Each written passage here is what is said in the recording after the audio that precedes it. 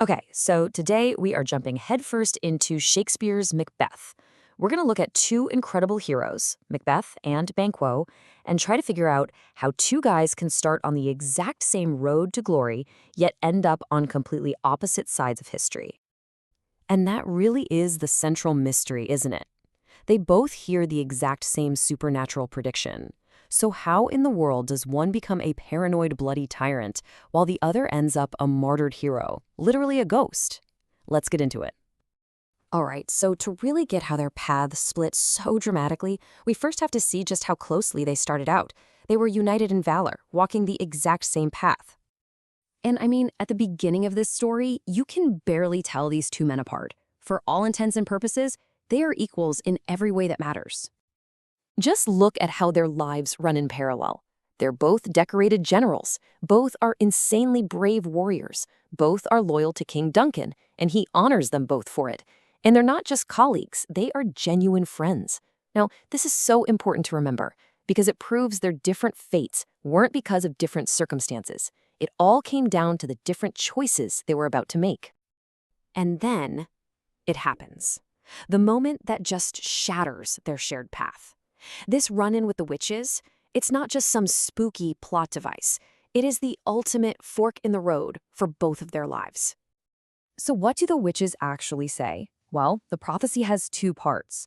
First, Macbeth, you're going to be king. And second, Banquo, you won't be king, but your kids will be. Talk about a tempting vision of the future for both of them, right? And this is what's so brilliant about the play. This one supernatural moment doesn't change them, it reveals them. It puts their true character under a microscope and shows us what they're really made of.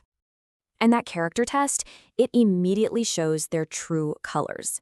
In their completely opposite reactions, we see the two roads they are about to go down.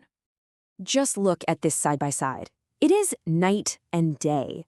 Macbeth is instantly hooked, ready to believe every word, completely sucked in by the possibility. But Banquo, he's hitting the brakes. He's skeptical, he's cautious, and you can tell he's already questioning where this information is coming from. He stays grounded. You can just hear the hunger in Macbeth's voice right here. He doesn't question the source for a second. He just craves more. He wants it to be true, and that willingness to believe is really his first step down that very dark path. And then you have Banquo. What a total contrast. Listen to what he says. He's basically warning Macbeth, hey, sometimes evil tells you a small truth just to lure you into a much bigger, more destructive trap. He sees the danger where Macbeth only sees the prize. And this is what it all boils down to. You give them the exact same information, and one guy's mind immediately leaps to murder, while the other's turns to prayer, asking for the strength to resist temptation. So this internal difference in how they think, well, it doesn't stay internal for long. It explodes into action, and we see it most clearly in how each of them treats their king, Duncan. Macbeth makes a very clear, conscious choice here. Duncan has shown him nothing but respect and generosity, but Macbeth decides to throw all of that away. Kinship, his duty as a host, his oath as a subject, all for the crown. This line is absolutely bone-chilling. Macbeth admits it to himself. He has no good reason, no justification at all to kill Duncan. Nothing except his own, out-of-control, vaulting ambition. He knows exactly what he's doing is wrong. Now let's flip it and look at Banquo. He stands to gain a royal dynasty for his family, a legacy he could never achieve on his own. And yet, what does he choose? He chooses honor. He refuses to interfere. This quote is just so powerful. Banquo is not immune to temptation. He calls his own ambitious thoughts cursed. But instead of acting on them like Macbeth, he actively fights them. He prays for self-restraint. And that shows his incredible moral strength. So all of these choices, they all lead to one unavoidable conclusion. Their character was their destiny.